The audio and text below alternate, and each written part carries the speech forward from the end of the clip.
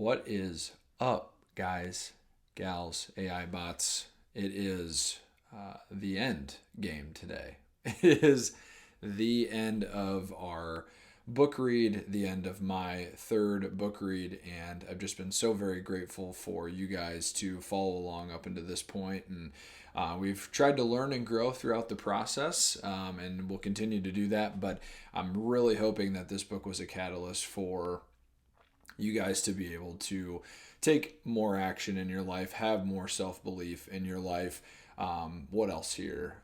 Some results to knowing how to leverage feedback, how to leverage results, and kind of getting a feel for lifestyle at the end of the day. So real quick, if this is the first time that you're seeing me, wanted to say hello. My name is Nick Kleitch. I am the creator of the Life with Nick YouTube channel and the host of the Life with Nick podcast, where we read a book a month in a variety of different topics, mainly under that personal development umbrella, if you will, and then also host a podcast which can be found on the website. If you go to the YouTube channel, you can find the website and just learn a little bit more about me.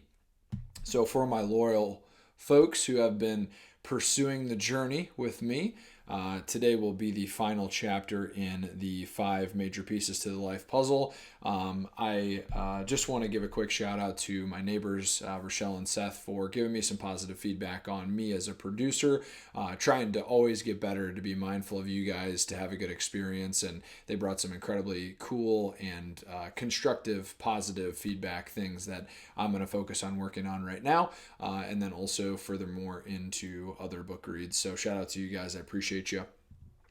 So today it is the end, right? It is the conclusion of the book, and a great book at that. As we conclude, we've covered the 5 major pieces. Jim has delivered us on the promise that he has made, that there were in fact 5. You get a bonus one today.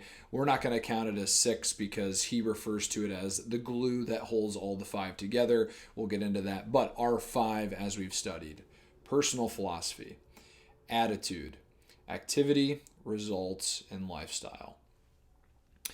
So we are going to dive in today into another kind of element of life. But before we do that, I had a couple questions for you guys before we get going. So we've read the book, right? And we've learned good things, and we're processing, and we're learning, and we're getting new ideas, and we're feeling more confident in certain areas. But all of that goes to waste if we do not have the ability to implement what we've read into real life. So what are we going to do about the information in this book, right? How are we going to apply what we've learned? I'm a huge fan of reading in general. I think reading is an inherently great thing. However, if we're not able to convert information into real life strategies, we're kind of missing the point a little bit. I'm going to walk the delicate dance here because I love, again, that you guys are reading in general, but I want you to take that next step because I believe in you, and I think it is the necessary thing to go from the reading into the constructive strategizing of putting this into your life. So what is your action plan after today? If you want to take a little bit of time to think about that, by all means, as I am getting prepped for this final piece. Okay. So, though Jim prepares one final piece to the book in the final chapter, I'm going to switch that into a different lens and kind of do my own spin on things, if you will. Our last talking point is a filter which we can leverage to apply everything we learned. Okay, so there is the learning that needs to take place in terms of reading the book. Then there is the application of that learning, which is important to do. But this is something to be mindful of as we're doing all of that. And that final talking point is developing a sense of urgency. There, I said it out loud. We have to have a little bit of urgency in life if we're going to do anything. Though the tortoise did beat the hare in the race by going slow and steady, I'm sure if you asked the tortoise if he or she would have wanted a little speed boost to go along with things, he or she would have accepted that. So I'm not saying we have to fly around in life all over the hell to what we're trying to accomplish, right? But when we're onto something, when we're motivated, when we're focused and dialed in, we have to move from place to place with a little bit of pace. And if you've ever met someone that is this way, you know exactly what I'm talking about. But if not, if there are people out there that you know that just have an extra get up in their stride, an extra passion towards a certain subject that they love to talk about, it's this sense of urgency. Taking passion and moving it in a sense of urgency gets things done at the end of the day. And so that will be what we focus on. So it would be accurate to say that our ultimate success or failure depends on three fundamental things from this book. What we know, which we covered very early on, how we feel about what we know, which is a little bit of that attitude portion, and then what we do with what we feel we know. That comes in with developing a sense of urgency and also activity and results.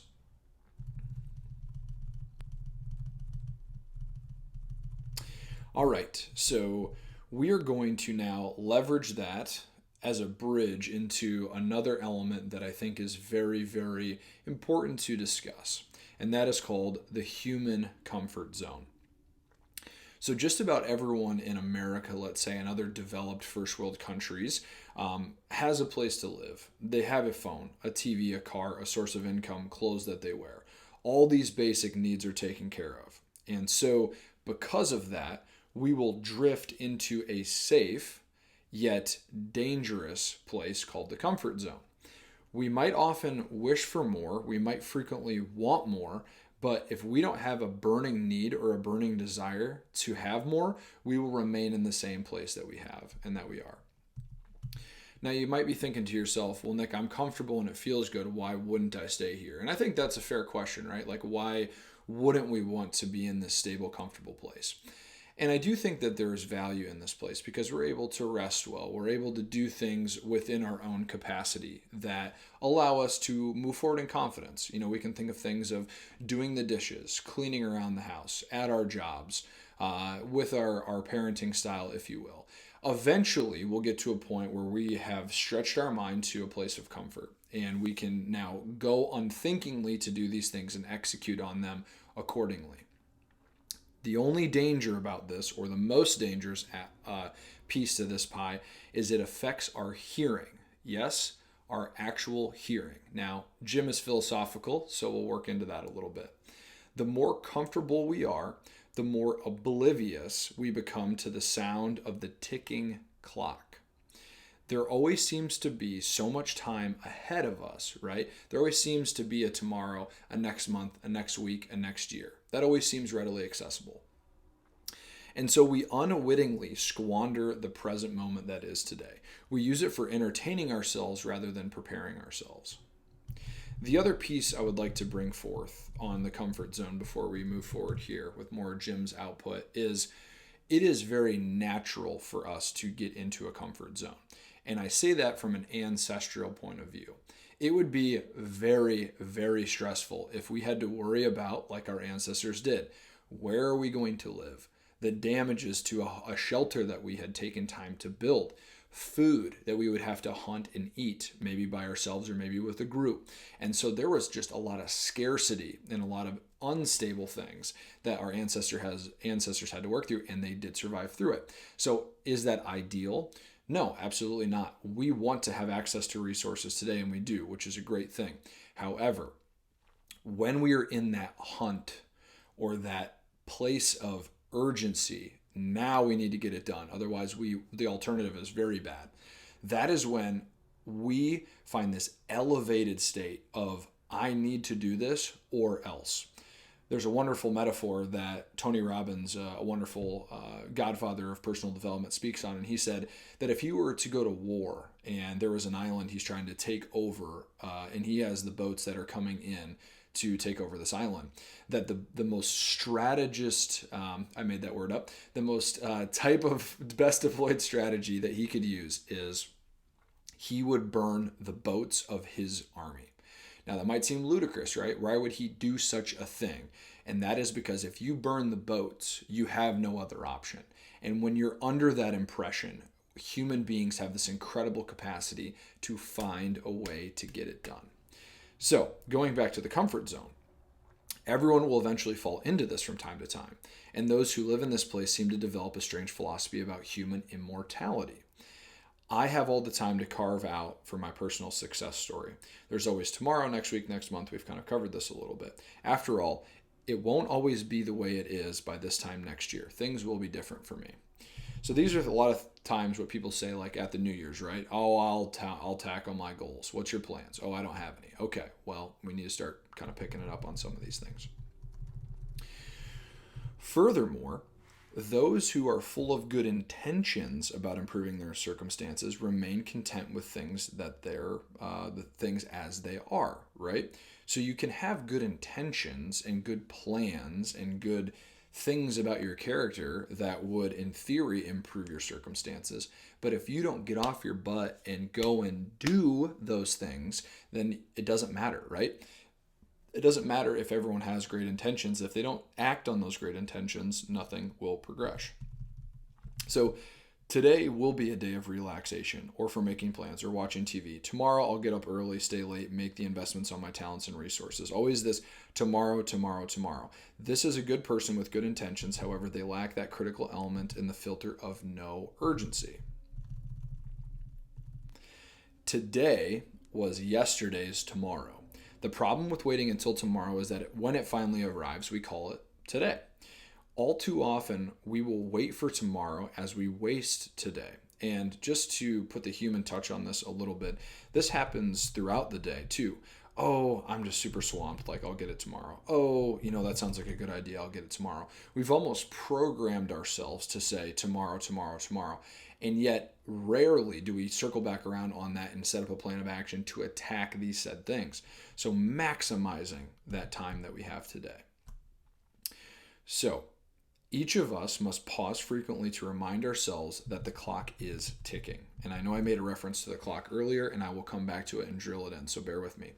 This is one of the best lines of this whole thing right here. Time is the great equalizer of all of mankind. I'll say that one more time. Time is the great equalizer of all of mankind. It has taken away the best and the worst of us without regard for either. So that's the thing that everyone has, right? We all have that 24 hours in a day. And it is what we are trying to do that fills up that 24 hours. Now, I'm going to work into a couple of analogies and stories to exacerbate this a little bit. But if we haven't considered time today, time this year, time in our life, this will be a little bit of a shell shock for you. But I'm here. Don't worry. We'll work through it. So we're going to rotate into what I call the 2-minute warning. So for all the football fans out there, the 2-minute warning, let me circle back around here. So for the fans of football, they know what the 2-minute warning is. For those that don't know the game, generally it's 60 minutes, and towards the end of the game, they present a mark labeled as the 2-minute warning. This simply lets both teams know that they only have 2 minutes left in the game or 2 minutes left in the half. And so with this warning, so to speak, all the coaches, players, and staff, and really everyone brings forth this extra level of intensity, focus, and effort now because all of a sudden the game's on the line, right? But why does that occur? Why does it take this warning for us to engage in that higher level of focus? Simply put, a sudden awareness of a sense of imminent defeat and the birth of a new and sharpened sense of urgency comes into play as the game is on the line. So, in general, do we want to play like that throughout the whole game? Of course. Now, there is some strategy involved with patience in chess and gameplay, and if you move here, I'm going to move here, or if you do this with this player, I'm going to do this with that player. But all of that heightens at some point as the game is getting closer. Generally speaking, the team that takes advantage of this mindset earlier on in that 2 minutes has a greater advantage because they're deploying that higher level of urgency and focus. Now, I'm a former athlete, and I know that really it does take a little bit of the game to kind of play to kind of get you going, right? You want to get in the feel, you want to get in the groove of the game, and you're starting to, get some points or make some tackles in this football analogy or hit a pitch or what have you in all of sports. However, we have to be mindful of that urgency at about the halfway point, not necessarily the end of the game, the halfway point. So let's rotate this a little bit into the human element. So it is with the individual human life. The seconds slip into minutes, minutes to hours, hours to days and weeks, and days and weeks to months and years. One day we will wake up and there is a chance that we realize the opportunity we would have missed due to thinking we had all the time in the world will come to fruition. We spend our final years reliving dreams that might have been, regretting all that never was and now will never be. This is where things get a little intense, but I'm here for you. And again, we're using this as a nice point of reference. When the game of life is finally over, there is no second chance to amend our errors. The clock that is ticking away the moments of our lives does not care about winners and losers. It does not care about who fails and who succeeds. It does not care about excuses, fairness, or equality. The only issue, essential issue, is how we played the game. So we're taking this 2-minute warning philosophy and we're putting it forth in our everyday life to say, hey, this is Coach Nick saying to you, I want you to know that eventually the time will be up. Okay? We presume that it will be far, far, far down the road. 80s, 90s, 100s, if we're lucky to get to that point. What I'm strongly encouraging you to consider is if that was cut in half, let's say, and you only knew 50 was the end marker, how would that change your level of intensity in life? Now, is that a bit dramatic? Of course, but it drives home the point that we can't just be pitter-pattering around. Life is serious, and how we play the game of life is serious. On that note, this is why I take so much pride in personal development, because in essence, what we're trying to do is understand we have a finite amount of time. And if you were to play a game, that finite amount of time would be known. But you would also know that, hey, when I get to the end of this game, I want to be the most evolved and most resourceful version of the character in the game by the time the game ends. Because likely we have to fight a final boss, right? We have to fight a final stage of the game that's generally the most difficult. Now, I wouldn't consider life as an equatable analogy in this sense, because as we get more skills and we're better equipped, we can handle these things much more adequately. However, if we never have the early stage ambition or even the middle stage ambition, we will lose out on the opportunities to when we do inevitably face the final boss, chapter, challenge, what have you, then we will be so regretful that we didn't take more action earlier on. So Jim's saying here, regardless of a person's current age, there's a sense of urgency that should drive them into action today. We should always be constantly aware of the value of each and every moment in our lives. Now, that was a little bit morbid, and sometimes we need to be a little bit morbid. Death is the only thing that will really wake us up to say, holy shit, this is the only ride we get. On the brighter side of things, we do have all the time we need to go out and execute. We really do. Most of us will have next week, next month, next year. But unless we develop urgency in those brief windows of time, we will be sadly wasted. And so we must remember that we don't have this endless supply. Now I will reference that story that I was talking about. And the story in the book is a wonderful one. I really do believe, but I'm going to put my own little twist on it. So imagine for a second that you are on a boat. It's a beautiful day, not a cloud in the sky, and you say to yourself and your friend, hey, what a perfect day to cast a line and to enjoy ourselves. So you go ahead and do that, right? You kick your feet up, may have a beer, may have a cigar, whatever it is that you want to enjoy, and you just kind of let time fade away. So hours and hours are going by and you're in this relaxed state when all of a sudden you hear a little bit more of a rumbling than what you heard before. And so you basically stand up, and this pond in which you are referencing and what we're referencing has turned into a river. The current's a little bit faster. You're like, okay, we've gone from just totally carelessly relaxing to now there's a little bit of a situation here, right? So as that situation is coming through to fruition, you notice that there's not any exit marks for you to simply drive off of this river, right? The banks are quite steep and rocky, and you're kind of getting this sense in your gut of like, oof, like I don't know if I'm totally in control right now. Now, we would like the story to say that we were able to paddle to shore and everything would be okay. However, as time ticks by, the narrowing of the river becomes even more powerful. The banks are steeper and more rocky. And it's really starting to get intense. And now you're really in a position where you and your friend are like, holy shit, we need to make a move now. Otherwise, we're going to be in deep shit. And so you think, okay, maybe we can jump out and swim to shore. But then as you look over the edge of the boat, you notice, holy shit, like I can't just jump in the water right now because I will likely be in a worse situation than I'm in the boat.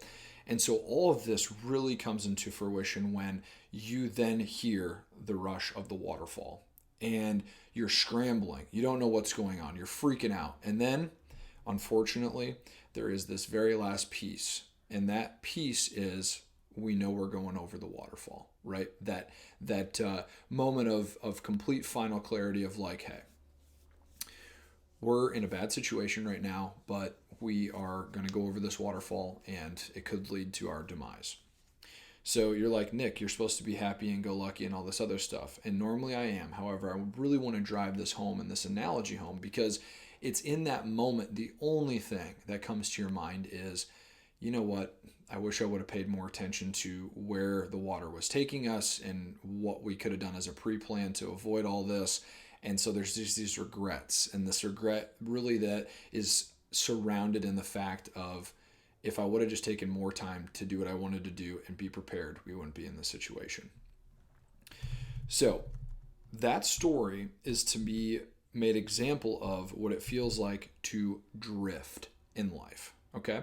And when we're drifting in life, it means that we're in the comfort zone and life is just slowly pushing us along, right? We're slowly pushing us along. So we have all the time, right? We have all the time, right? And then unfortunately, something major happens and that thought comes to us of, I really wish we would have taken action in all this other time that we were in the comfort zone. The worst position to be is lost and drifting. And so we want to really avoid all of that by first looking inward at ourselves as our biggest fan and advocate for change and creating the direction in our life. Now that sounds like a lot, right? But it can be just a general point of reference. Hey, I want to do this, this, and this in my career, this, and this with my friends. I want to get married and I want to have a family. Or if you already have a family, what do we want to do with our life and with our family? How do we want to portray ourselves as we grow and develop within those parameters? So with that, we can begin to implement all that we talked about in this book, right? Our philosophy, our attitude, our activity, and our results.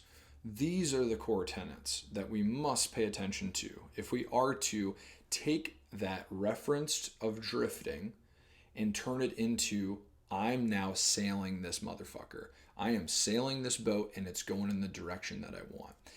And furthermore, where can we put these landmarks? Where can we put these pit stops to know that we're heading in that right direction? So then that way, if we don't head in that right direction, we can come back and we can be on that right direction. So all of that is to say that we're going to cover just a couple more pieces in this episode as we conclude. Examining our current drift.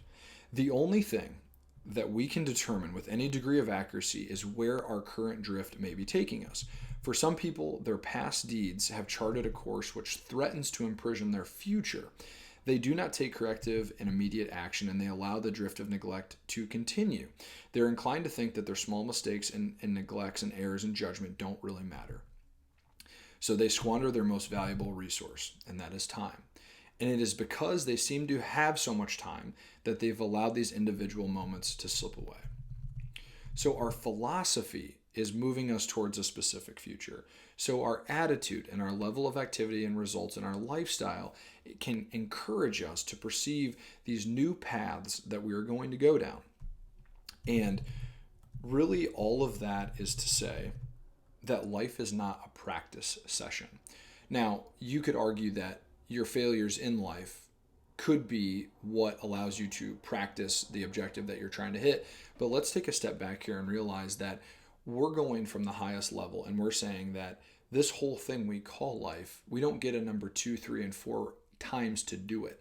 So we must take the proactive measures to amend what has happened, pause it, learn from it, and then move forward with these tactics and tools that we've learned. So with that, as we think about a practice session, and we've used a couple different analogies, our main opponent in this whole journey is human mediocrity. In the absence of intense, intelligent human activity, the weeds of failure will move in and destroy the small amount of progress that we have created. We can't afford to wait till that 2-minute morning comes for us to wake up to that. So, to really end this book and this video and end everything that we have spent time on, I want to leave with some parting thoughts and some motivation. We must challenge ourselves right now to a new level of thinking and drive ourselves towards a new level of achievement. We must impose upon ourselves new habits, new disciplines, and we must develop a new attitude about life that motivates and inspires others and ourselves. We can't keep waiting for the foolproof opportunity to come to our front door to embrace it. We must breathe our talent and our vigor and our new sense of urgency into life and discover all that we can do. You can change your life. And again, when we say that, when I'm saying that, it doesn't need to be this whole embarkment of a journey really to set the tone. It's these small incremental changes that we've been talking about. And you can do that today. So just remember, the clock is ticking. The final result of your life will be determined by whether you made too many errors every day or whether you dedicated your life to a few simple disciplines and habits practiced. So these are some of the things that we can really look to focus on. Number 1, the habit of strengthening and broadening our personal philosophy. So I'll pause for just a little bit if you want to write these down. The habit of strengthening and broadening our personal philosophy. Number 2, the habit of developing a better attitude.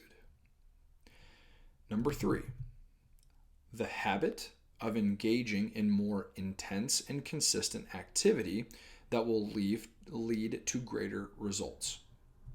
And if you're sitting there writing this stuff down and you're thinking, well, okay, I don't really know any of this stuff, or I don't need to, or I haven't remembered, go back to the videos that I had made prior and engage in the philosophy and engage in the attitude, engage in the activity and results.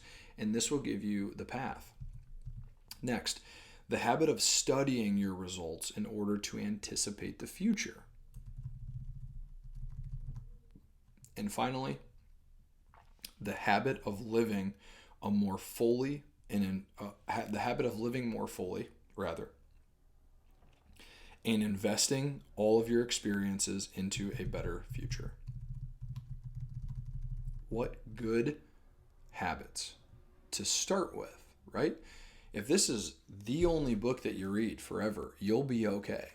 But as you can see back here, there are millions of books written in all these different categories to really expand and broaden your skills and your knowledge. So, as we've had some fun and enjoyed this will be the final kind of piece here. These are the challenges to which you must apply your talents, your intensity with a sense of urgency and an unshakable resolve. May the pieces to your life puzzle come together smoothly, and may you enjoy the picture of that finished masterpiece as a result of your unwavering commitment to master the basics. And that is what this book is really about, folks. Mastering and becoming aware of the basics, so you can then expand within those basics to go and explore other channels, other avenues, and everything else. Life is exciting. Reading is exciting. Gaining progress in your life is exciting. And I encourage you and suggest and really want to motivate you to believe in yourself, believe in that journey, take small strides, subscribe to the channel, LOL, so then that way you can be introduced to new books to do this. So at least I'm your guy that you can lean on at the end of the day. But if you don't have me, I still would encourage you to go out and do all these things. So now it is time to get to work, good and faithful servant. Thank you guys so much for reading this book, following along in this book read, and there will be many more to come. Go out, kick ass, take names, and live a very, very fulfilled life. Thank you guys so much. Stay tuned to the YouTube channel and the website for the up and coming books, and peace out.